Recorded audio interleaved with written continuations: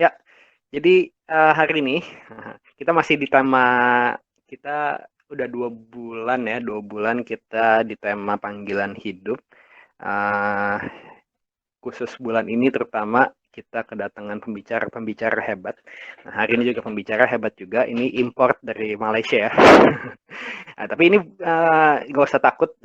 Mungkin teman-teman ada yang mikir juga, oh ini kalau ngomong bahasa Malaysia gimana? Saya ngerti segala macam. Ini juga orang asli Indonesia kayak. Iya orang asli Indonesia bukan kayaknya. Emang orang asli Indonesia. Lumayan lama tinggal di Indonesia, tapi pindah ke Malaysia buat melayani di sana dan melayani generasi muda dan juga bukan generasi muda juga ya. Semua generasi kayak udah kesentuh sama beliau. Jadi ini luar biasa juga orangnya. Saya udah pernah teleponan cerita-cerita, saya dengar ceritanya sendiri luar biasa dipakai Tuhan. Jadi hari ini kita akan belajar dari beliau ini ya. Nah sebelum kita mulai dengar Pastor Eddie Chang, kita ada sambutan buat Pastor Eddie Chang seperti biasa.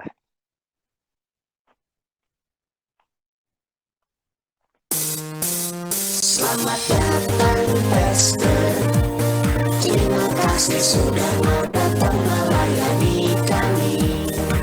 Komunitas sahabat Yesus siap mendengarkan firman Tuhan. Welcome Pastor Eddie Chang.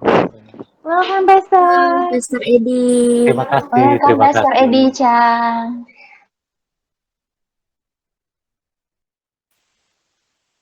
Oke.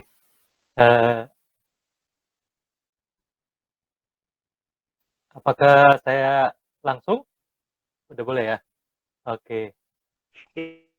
Silakan. Oke, terima kasih. Ya, terima kasih untuk panggil Bro Andreas dan komunitas sahabat Yesus ya, yang telah mengundang, memberi kesempatan dan kepercayaan kepada saya. Salam kenal semuanya ya. Biar semua saya berharap dalam keadaan baik dan sehat. Oke, nanti kita boleh, saya tidak tahu sesinya seperti apa, tapi saya akan sampaikan dulu apa yang sudah saya persiapkan. Oke, saya akan share ya. Oh ya ini. Oke. You are presenting. Oke. Oke, sudah terlihat ya. Baik, saya akan mulai. Ya, ini perkenalan sedikit. Saya merupakan senior pastor dan founder dari Fresh Generation Community Church atau FGCC Malaysia. Jadi saya sudah di Malaysia selama tahun 2000 saya sudah datang ke Malaysia Kuala Lumpur karena awalnya menggembalakan, punya hati dan beban buat melayani mahasiswa Indonesia yang kuliah di Kuala Lumpur dan sekitarnya, karena sebenarnya banyak mahasiswa Indonesia yang ke luar negeri, salah satunya ke Malaysia karena big riot, kerusuhan besar di Indonesia tahun 98. Jadi sejak 98, 99 itu orang tua banyak yang kirim anak-anaknya ke luar negeri karena kondisi Indonesia chaos, ya sangat chaos pada saat itu. Dan salah satunya tempat yang dikunjungi atau orang tuanya mengirimkan anak-anaknya untuk sekolah dan kuliah itu adalah di Kuala Lumpur karena dekat. Pokoknya orang tua saat itu teman-teman yang tahu pokoknya anaknya dibawa ke airport, pokoknya kalau ada tiket, ada pesawat, terbang kemana, pokoknya sesuai dengan mana yang mereka bisa keluar dari Indonesia untuk mengamankan anak-anaknya. Jadi ada kebutuhan di Kuala Lumpur, kemudian saya diutus oleh gembala senior waktu itu untuk menggembalakan khusus mahasiswa Indonesia. Jadi itu awalnya saya dengan istri coba-coba diutus untuk mencoba menggembalakan mahasiswa Indonesia di Kuala Lumpur. Ternyata berlanjut sampai sekarang gitu ya. Jadi sudah 21 tahun di Kuala Lumpur. Jadi generasinya udah dari baby sampai kakek nenek ada sekarang kami gembalakan. Oke, dan itu aja. Saya pikir saya sudah berkeluarga, tentu satu istri, dan kami diberkati 2 orang anak, 1 orang putra dan 1 orang putri ya. Dan itu Instagram saya kalau mau lihat perkembangan apa yang saya post dan sebagainya itu ya, edicang16. Feel free kalau mau follow ya, nggak apa-apa kalau mau silakan ya. Oke, nah hari ini saya menyampaikan topik purpose. Dari Andreas minta untuk saya menyampaikan topik panggilan hidup, jadi saya lebih spesifik tentang purpose. Oke, saya cepat aja, udah di slide.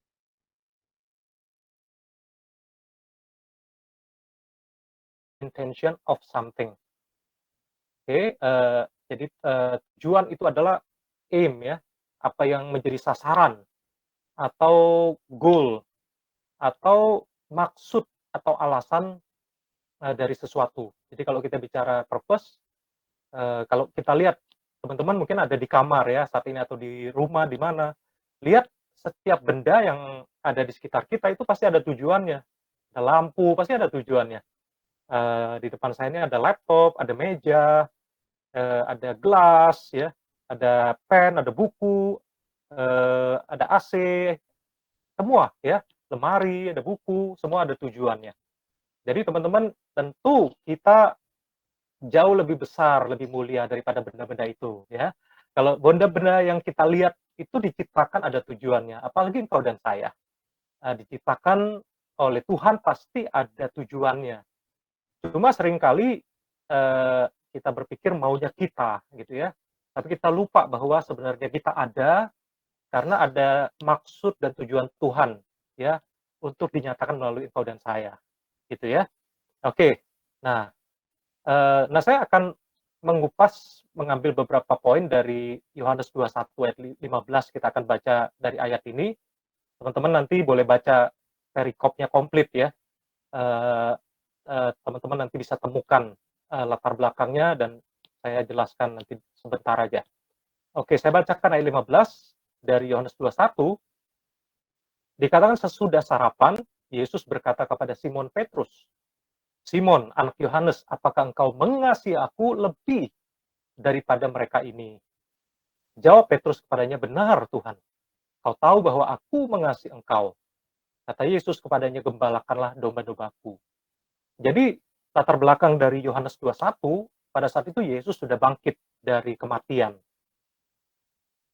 Dikatakan pada saat itu Simon Petrus bersama dengan 6 teman-temannya, murid-murid Yesus yang lain. Jadi mereka ada 7 orang. Karena Simon Petrus ingin menangkap ikan, gitu ya.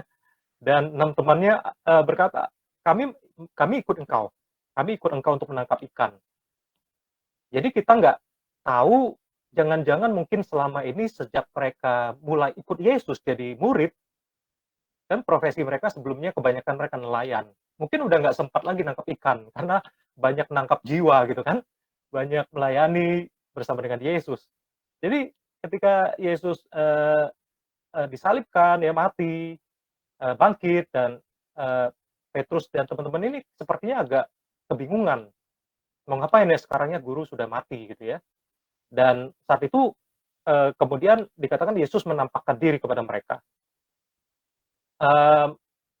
Dan ternyata waktu mereka coba menangkap ikan, semalam-malaman mereka tidak mendapatkan apa-apa. Ya. Tapi Yesus berkata kepada mereka, waktu Yesus menampakkan diri kepada mereka, engkau tebarkan lagi jala kalian di sebelah kanan. Dan mereka taat, mereka menangkap ikan ada 153 ekor banyaknya. Banyak sampai mereka tidak sanggup mengangkatnya, sampai minta bantuan yang lain. Nah, teman-teman bisa baca cerita ini. Dan kemudian barulah mereka mulai tahu bahwa itu adalah Yesus, dan mereka diajak Yesus untuk makan, itu sarapan bakar ikan gitu ya. Ikannya itu fresh banget ya, bayangkan ikan bakar fresh gitu ya. Dan sesudah sarapan terjadilah dialog ini antara Yesus dengan Simon Petrus. Jadi sesudah sarapan Yesus berkata kepada Simon Petrus, Simon anak Yohanes, apakah engkau mengasihi aku lebih daripada mereka ini? Jawab Petrus kepadanya, benar Tuhan, engkau tahu bahwa aku mengasihi engkau. Kata Yesus, gembalakanlah domba-dombaku. Jadi pertanyaan ini ada diulang sampai 3 kali. Ada pertanyaan kedua, Petrus juga menjawab, dan kemudian pertanyaan ketiga, dan Petrus juga menjawab ya. Tapi kita nggak bahas, mungkin teman-teman seringkali mendengar tentang ada 3 jenis, ada dalam hal ini ada kasih agape, ada philea. Tapi itu juga sebenarnya teman-teman kalau pelajari, ada yang menafsirkan ya bahwa agape ya agape sebetulnya ya. Kasih itu ya satu, cuma ada bentuknya.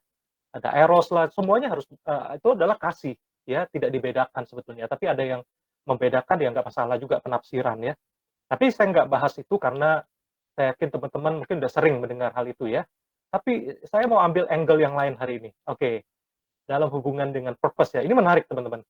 Ya, jadi yang pertama, jadi saya mau menyampaikan ini pertanyaan ya teman-teman ya, purpose, tujuan hidup itu kayak selalu ya, apalagi teman-teman yang masih muda, meniti karir dan sebagainya, apa sih tujuan hidup saya? Ke depannya mau ngapain sih?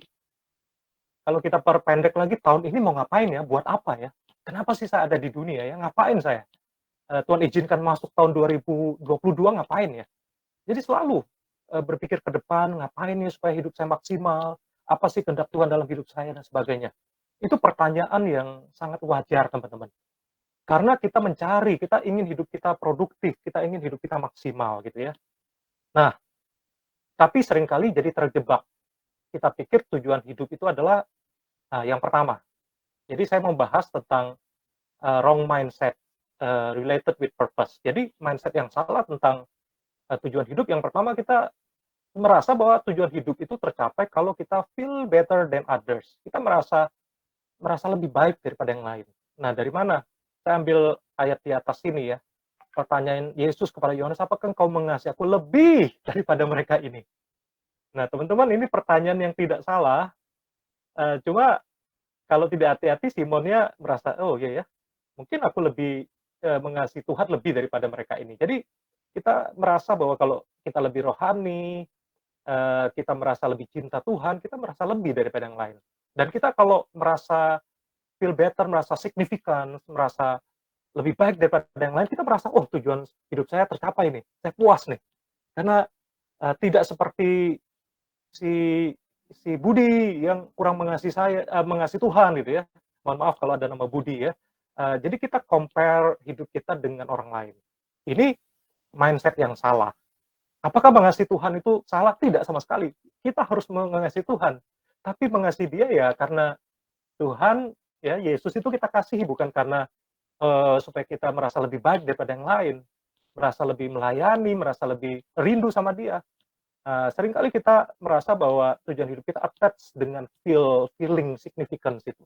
Jadi itu wrong mindset. Tapi tidak ada salahnya dengan apa ya, mencintai Tuhan, kita melakukan yang terbaik buat Tuhan, tidak ada salahnya. Oke, yang kedua, ayat ini di bawahnya itu ada berkata, benar Tuhan, engkau tahu. Ini jawab Petrus yang bahwa aku mengasihi engkau. Kata Yesus kepadanya, gembalakanlah domba-dombaku. Jadi tidak ada salahnya menggembalakan domba-domba. Ini kan, tapi seringkali tujuan hidup kita, mindset yang salah adalah kita pikir attached dengan pekerjaan. Jadi kita feel capable, kita merasa mampu.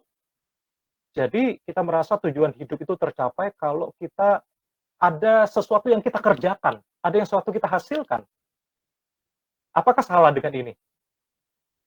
Tidak ada salah sama sekali. Bahkan kita dipanggil oleh Tuhan untuk produktif, untuk berbuah. Tapi kalau kita merasa pekerjaan itu menjadi segalanya, kalau kita ada orang yang workaholic banget gitu ya, atau ada satu hari misalnya dia nggak ada, walaupun liburan gitu, dia tidak pernah enjoy dengan liburan, karena dia merasa kalau nganggur, kalau enjoy itu nggak boleh, nggak boleh santai-santai gitu. Pokoknya harus kerja. Karena sebenarnya ada sisi insecure dalam hidupnya, ya, ada perasaan dia pingin orang menganggap dia sibuk gitu ya. Kalau jadi nggak sibuk tuh dia nggak, kalau orang tanya gimana, lagi ngapain, kalau dia bilang lagi liburan hari ini, dia merasa takut ditolak orang bilang apa kata orang gitu ya, masa pengangguran sih, nggak ada kerjaan. Jadi dia merasa bahwa pekerjaan itu segalanya bagi dia. Nah teman-teman, ketika membaca atau kita apa ya menyentuh area-area ini, bukan berarti kita merasa, oh saya nggak feel capable kok, saya merasa justru nggak bisa apa-apa. Dan itu juga ekstrim yang salah teman-teman. Ya itu juga nggak boleh ya. Jadi tujuan hidup tuh pasti attach dengan talenta, dengan kemampuan, dengan strength kita gitu ya. Jadi pasti Tuhan menginstall kita dengan berbagai kemampuan ya. Oke teman-teman, nah saya lanjutkan dulu ya. Jadi sambil kita lihat ini, saya berdoa supaya Roh Kudus juga berbicara kepada kita ya. Nah yang ketiga itu feel passionate. Kita merasa bahwa purpose itu kalau mencapai apa yang kita minati ya, kita sangat passionate, kita sangat passionate, sangat minat, sangat tertarik, berkobar-kobar, mencintai, passion banget dengan bidang itu. Jadi akhirnya seringkali kita mendengar saran dari pakar-pakar, guru-guru motivator, speakers gitu ya, yang berkata, ya kamu harus temukan passionmu, ikuti apa yang menjadi desire, keinginanmu, passion kamu ikuti. Jadi kita akhirnya mulai cari-cari tahu passion saya apa ya. Jadi kesannya kita mendengar saran bahwa tujuan hidup, panggilan Tuhan, purpose itu hanya bicara passion kita. Ya itu tidak salah, sekali lagi passion itu tidak salah. Tapi, nah ini teman-teman, saya mau katakan seperti ini. Bahwa panggilan Tuhan, tujuan hidup, purpose daripada Tuhan, beyond, lebih ya, ini bahasa saya, beyond, melebihi sekedar perasaan feel better than others, melebihi daripada pekerjaan kita. Tidak ada salahnya dengan karir, dengan pekerjaan. Cuma ada orang yang berpikir bahwa, oh tujuan hidup saya berarti berarti itu identik dengan karir saya. Jadi bagaimana kalau dia jadi pengangguran, tiba-tiba dia dipecat, mohon maaf ya, dipecat atau dia harus karena sesuatu dan lain hal harus diberhentikan, misalnya perusahaannya harus tutup dan sebagainya. Ya dia merasa tujuan hidupnya hilang dong kalau begitu. Ya kan? Kalau seorang atlet dia merasa tujuan hidupnya jadi atlet. Kalau dia udah tua dan tidak bisa berfungsi lagi, tidak bisa sejaya pada saat sebelumnya gimana? Ya. Jadi teman-teman beyond ya, panggilan Tuhan kalau lebih spesifiknya purpose dalam hal ini ya, purpose melebihi daripada 3 hal ini ya. Feel better than others, feel capable, dan feel passionate. Lebih daripada itu. Jadi panggilan itu luas dan perasaan mampu, perasaan kita merasa orang yang berguna ya, merasa kita passionate juga di bidang itu tidak salah. Itu ada di dalam purpose dan panggilan Tuhan. Tapi jangan attach dengan salah satu hal ini bahwa itulah tujuan hidup saya. Nah, saya mau bawa kita untuk mengerti di Yohanes 21 ya. Saya berharap poin ini tidak terlalu berat teman-teman, tapi menjadi perenungan buat kita karena banyak orang yang akhirnya terpengaruh dengan pengajaran motivasi dunia. Dan justru kita harus sampaikan pesan Injil itu ya. Apa sih yang Tuhan maksudkan dengan panggilan hidup, purpose daripada Dia. Ya, mari kita betulkan hari ini. Oke, saya lanjutkan. Nah, ayat 18 dan 19 tadi kan dialog Yesus dengan Simon Petrus, dengan 3 kali dia bertanya, apakah engkau mengasihiku lebih daripada yang lain? Gembalakanlah domba-dombaku. Kemudian dilanjutkan di ayat 18 ya. Aku berkata kepadamu, jadi Yesus berkata, sesungguhnya ketika engkau masih muda, engkau mengikat pinggangmu sendiri. Perhatikan ini. Dan engkau berjalan kemana saja kau kehendaki. Ikut passionmu, kata orang dunia kalau gitu ya. Engkau masih muda, suka-suka lu. Engkau berpikir, ya mau jadi apa, suka-suka lu lah. Yang penting sesuai dengan passionmu dong, harus ikuti kata hatimu. Wah banyak teman-teman dalam dialog-dialog pembicaraan di kalangan anak muda, saya tidak mengkritik sekali lagi ya, saya bukan tipe yang kritik tembak sana sini sama sekali. Teman-teman tidak temukan itu. Cuma saya selalu melihat kebenarannya di mana ya. Firman Tuhan ngomong apa ya? Ini pembicaraan seringkali demikian ya. Ikuti kata hatimu, ikuti passionmu. Tapi Yesus bilang apa? Tetapi jika engkau sudah menjadi tua, engkau akan mengulurkan tanganmu dan orang lain akan mengikat engkau dan membawa engkau ke tempat yang tidak kau kehendaki. Jadi ada purpose, ada panggilan Tuhan, bukan sesuatu yang kita kehendaki saja. Tapi kadang-kadang Tuhan membawa kita ke tempat yang tidak kita suka, tempat yang tidak kita kehendaki, tapi ada purpose Tuhan, ada panggilan Tuhan di sana. Demikian Yesus katakan kepada Simon Petrus. Dan saya suka dengan komunitas ini, to the point banget ya, komunitas sahabat Yesus. Wah, itu saya yakin itu ada dasarnya background filosofi yang sangat kuat kenapa menyebutkan komunitas sahabat Yesus. Ayat 19, dan hal ini dikatakan Yesus untuk menyatakan bagaimana Petrus akan mati dan memuliakan Allah. Mati dan memuliakan Allah. Matinya mengerikan teman-teman Petrus ini. Dia disalibkan terbalik. Sesudah mengatakan demikian, ia berkata kepada Petrus, ikutlah aku. Wow, teman-teman. Saya berharap tidak terlalu dini, tidak terlalu muda untuk teman-teman mendengar hal-hal seperti ini. Tapi Injil harus disampaikan. Dan hal ini dikatakan Yesus untuk menyatakan bagaimana Petrus akan mati dan memuliakan Allah. Jadi ada kaitannya dengan ayat 18 tadi. Dia akan mengulurkan tangannya dan dibawa ke tempat yang dia tidak kehendaki. Sesudah mengatakan demikian, ia berkata kepada Petrus, ikutlah aku, yang penting kamu ikut aku. Kamu nggak tahu detailnya seperti apa, masa depan, future, purpose, panggilan, tapi purpose dan panggilan Tuhan tidak terlepas dari bagaimana kita ikut Yesus dengan setia. Jadi following Jesus itu yang penting. Jadi saya akan bawa teman-teman di dalam apa sih yang kita perlu lakukan dalam mengikuti Yesus, ya. Secara singkat teman-teman, saya suka saya menulis quote seperti ini ya, bukan Yesus yang ikut kita yang ikut Yesus. Kita kan suka maunya Yesus yang ikut kita, berkati saya Tuhan, berkati saya Yesus, aku mau begini-begini, aku mau sekolah, aku mau lanjutkan begini-begini, aku mau kerja gini, berkati saya dong, ikut dong, kamu dukung saya dong. Tapi Yesus bilang, follow me, ikutlah aku. Jadi bukan kita minta Yesus yang ikut kita yang belajar ikut Yesus. Apa arti mengikut Yesus? 3 hal teman-teman secara singkat, artinya membangun relationship dengannya.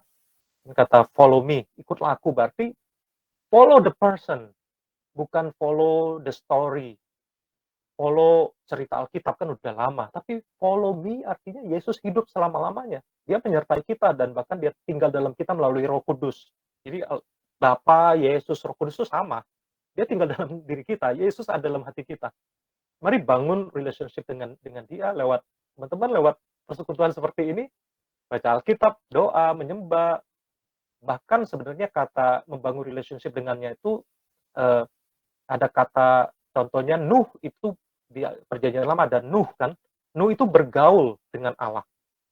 Jadi bahasa Inggris menggunakan kata walk with God every day, atau walking around. Jadi berjalan keliling bersama. Jadi makin berjalan dengan Yesus setiap hari dengan firman-Nya, dengan bersekutu dengan Roh Kudus, ya, mencari tahu kehendaknya, kita makin dekat dengan dia, bangun relationship dengannya. Jadi teman-teman, begini nih, banyak yang tahu Yesus tapi tidak banyak yang benar-benar kenal Yesus. Jadi saya suka juga menulis quote-quote begini ya, karena anak-anak muda kadang-kadang lebih nangkep jelek gitu ya. Dengan quotes ini, banyak yang tahu Yesus, kita tahu cerita Yesus, tapi tidak banyak yang benar-benar kenal Yesus. Mungkin kalian tahu tentang Eddie Chang, kalian bisa baca, atau kalian tahu tentang seorang pastor gitu ya, tapi belum tentu kita benar-benar kenal dia. Tapi kenalnya gimana? Kalau komunikasi, kalau banyak ngobrol, banyak bersekutu sama dia, banyak telepon, misalnya banyak hangout, banyak makan bareng gitu ya, pasti jadi lebih kenal. Kalau enggak, kita taunya luar-luarnya doang, tapi nggak tahu keberhasilannya di mana, gagalnya di mana, pergumulannya seperti apa, ceritanya seperti apa, dan sebagainya. Jadi kita perlu bangun relationship dengannya. Jadi teman-teman, apa yang Pastor Eddie coba sampaikan, nah purpose, panggilan, dan Yesus bilang kepada Simon Petrus, ikutlah aku. Dengan kata lain, kamu nggak akan pernah ketemu purpose dan panggilanku kepadamu kalau engkau nggak berjalan dengan aku, kalau tidak ikut aku, tidak ikut Yesus. Ya, jadi bangun relationship dengan dia, akan kebuka, teman-teman. Jadi itu sejalan pengenalan kita akan purpose dan panggilan Tuhan, itu sejalan dengan hubungan relationship kita dengan Dia. Jadi nggak bisa, oh Tuhan apa sih? Aku mau cari tahu tujuan, tapi nggak pernah bangun hubungan dengan Dia, nggak bisa, teman-teman. Ya, berikut yang mengikut Yesus artinya, nah mengikuti jalan kebenaran dan hidupnya Yesus. Jadi apa sih jalan yang Yesus ajarkan, kebenaran Alkitab, kebenaran firman apa yang Yesus mau sampaikan kepada kita, dan teladan hidupnya Yesus, itu artinya kita ikuti apa yang menjadi petunjuknya, apa yang dia sampaikan, firman-Nya, tentu dalam Alkitab ya. Dan teladan hidup, bagaimana cara dia bicara, bagaimana cara kesetiaannya, bagaimana kerendahan hatinya, bagaimana dia memuridkan. Ada banyak teman-teman bisa mendapatkan insight ya dari cerita Yesus, bagaimana dia memberikan teladan, dia mau dibaptis ya, dia mengampuni, semuanya itu ada. Ikuti jalan hidupnya Yesus juga. Jadi ini Yohanes 14 ayat 6 tahu ayat ini, kata Yesus, padanya akulah jalan dan kebenaran dan hidup, tidak ada seorang pun yang datang kepada Bapa kalau tidak melalui aku. Ya, ini ayatnya. Dan yang terakhir, oh ya ada quotes lagi saya tulis nih. So don't just receive Christ, but grow Christ in your life. Jadi kita mau kebenarannya, jalannya, teladannya, keharuman Kristus ya, sifatnya, kita bertumbuh makin serupa seperti Yesus. Jadi teman-teman jangan hanya percaya Yesus, menerima Dia saja, tapi grow Christ in your life. Ini kan yang menjadi ucapan dari Yohanes Pembaptis ya, biarlah dialah Kristus makin bertambah, biarlah aku makin berkurang ya. Dia harus makin bertambah, biarku semakin berkurang, itu ada lagu sekolah minggu ya. Dia harus makin bertambah, ku harus makin berkurang. Itu ya lagunya, teruskan teman-teman ya, nanti ya di rumah masing-masing. Oke, yang ketiga, yang terakhir, mengikuti Yesus artinya taat melakukan kehendak-Nya. Jadi ikut Yesus artinya ya pasti ada kehendak, ada misi, ada perintahnya. Apakah kita obedience ya. Nah teman-teman, selalu kaitkan yang saya sampaikan ini dengan purpose ya, tujuan hidup, panggilan Tuhan. Taat melakukan kehendak-Nya. Kenapa saya bilang taat ini penting? Karena begini teman-teman, jadi rapot, kalau di sekolah itu ada rapot ya, ada kita ambil nilai rapot di dalam kerajaan Allah bukanlah tentang angka-angka seperti yang dunia ukurkan ya, berapa banyak duit, berapa banyak followermu, berapa banyak gedung, berapa banyak kekayaan. Jadi ukuran dunia ini angka-angka materi ya, achievement. Jadi rapot di dalam kerajaan Allah bukanlah angka-angka, tetapi rapot di dalam kerajaan Allah adalah bicara tentang kesetiaan dan ketaatan. Itu yang dinilai oleh Yesus, ketaatan dan kesetiaan kita, ketaatan kita ikut Dia. Taat gak dengan apa yang menjadi panggilannya? Karena sekali lagi, kita dilema kan, wah masa umur 30, ini teman-teman mungkin ada ya, ini umum lah ya, rahasia umum ya. Teman saya udah jadi karirnya seperti ini, udah punya ini dan itu, aku masih jomblo misalnya teman-teman ngomong gitu. Aku nggak punya apa-apa, masih bingung hidupnya. Begini-begini aja. Nah teman-teman, kalau ukurannya, jadi measurement, ukuran ikut Tuhan, apakah kita jadi ikut-ikutan seperti yang dunia pikirkan? Ini dilema teman-teman. Setan itu iblis itu coba meracuni anak muda dengan FOMO ya, fear of missing out. Kita jadi takut ketinggalan, kita insecure ya dengan apa yang media harus viral dan sebagainya, berapa banyak yang nge-like, berapa banyak viewersnya. Itu nggak salah teman-teman, cuma itu kalau yang menjadi fondasi, menjadi dia terlalu attach dengan hal-hal itu, ketika ada orang yang dislike dia, yang nggak suka dia, yang kritik dia langsung merasa hidupnya tertolak dan hancur. Padahal nilai hidup kita bukan apa kata orang, tapi nilai hidup kita adalah senilai dengan darah Yesus yang telah mati di kayu salib untuk menebus engkau dan saya. Hidup engkau dan saya begitu berharga, sehingga hidup kita senilai dengan apa yang Yesus sudah korbankan. Jadi teman-teman, nah ini gambar lucu teman-teman, saya kutip di sini ya. Ini yang di atas itu masih lebih muda, dia kejar duit ya kan, dia kejar duit. Kemudian middle life dia kejar lebih banyak, dia udah banyak dapat duit, nggak sadar udah tua, dia udah banyak dapat duit, dia udah di ujung dari hidupnya. Jadi teman-teman, apakah hidup kita hanya mengejar duit? Jadi life is too valuable to collect money. Hidup ini terlalu berharga teman-teman. Jadi akhirnya semuanya akan sia-sia, dan kasihan nasibnya seperti itu. Dia akhirnya penuh dengan penyesalan, dia nggak tahu apa yang menjadi tujuan Tuhan dalam hidupnya. So teman-teman, saya tutup dengan ini penting teman-teman, ada mungkin 2-3 slide lagi saya selesai. Jadi teman-teman, di dalam Tuhan itu saya nggak terlalu suka dengan kata sukses sebetulnya, kata berhasil. Nggak terlalu suka, bukan berarti saya nggak suka ya. Suka lah kalau ngomong, harus berhasil nih, harus kalau project, kalau event harus berhasil, sukses gitu. Nggak ada salah dengan itu. Cuma seringkali kata sukses menurut dunia ini jadinya jadi kacau, jadi meracuni banyak kehidupan kita, terutama anak muda. Jadi dalam Tuhan lebih sering menggunakan kata fruitful, berbuah lebat, betul ya teman-teman ya. Dan fruitful saya percaya adalah sukses plus mature. Jadi berbuah itu artinya kita mencapai keberhasilan yang Tuhan mau, tapi juga ada kedewasaan, dewasa karakternya, hubungan-hubungan, keluarganya, nilai-nilai hidupnya itu dewasa dia emosinya dewasa, kehidupannya dewasa gitu ya. Nah teman-teman, demikian. Dan saya tutup dengan cerita Petrus dan Simon Petrus ini ada di tradisi gereja teman-teman, tidak di Alkitab, cuma sering dikutip. Saya suka juga dengan kata quo vadis ini.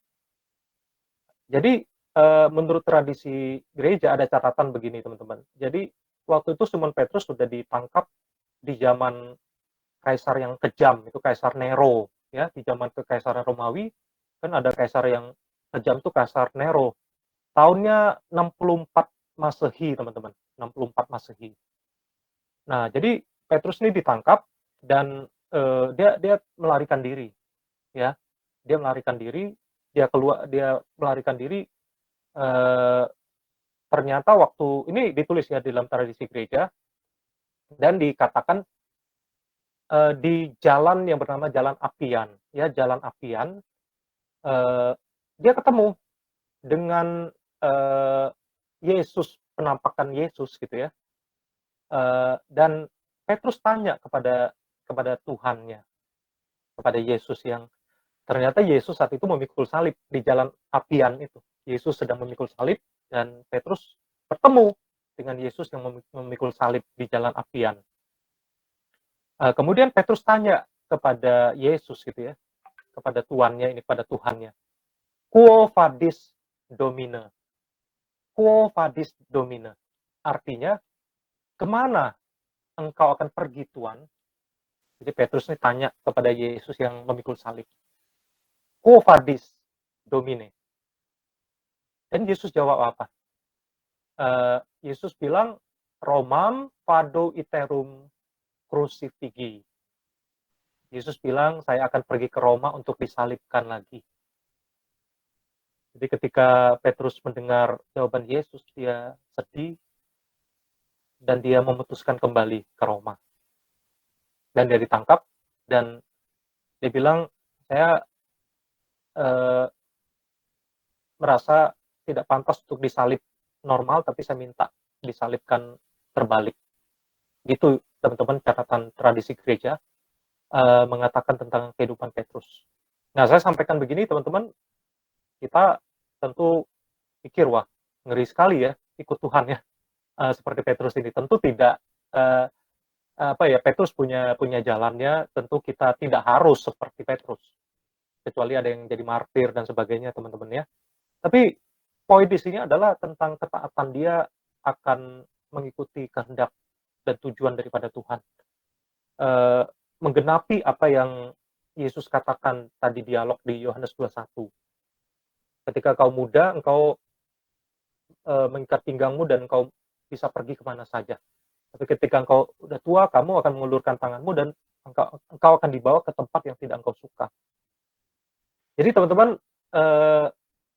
ini yang saya sampaikan hari ini, berharap teman-teman bisa belajar sesuatu tentang purpose, panggilan Tuhan, bahwa purpose daripada Tuhan, panggilan dari Tuhan itu beyond, dari sekedar feel better gitu ya, lebih daripada feel capable, merasa mampu, merasa sanggup gitu ya, dan juga melebihi daripada kalau kita yang ketiga feel passionate, kita merasa passion saya, saya sukanya di musik, itu apakah itu panggilan?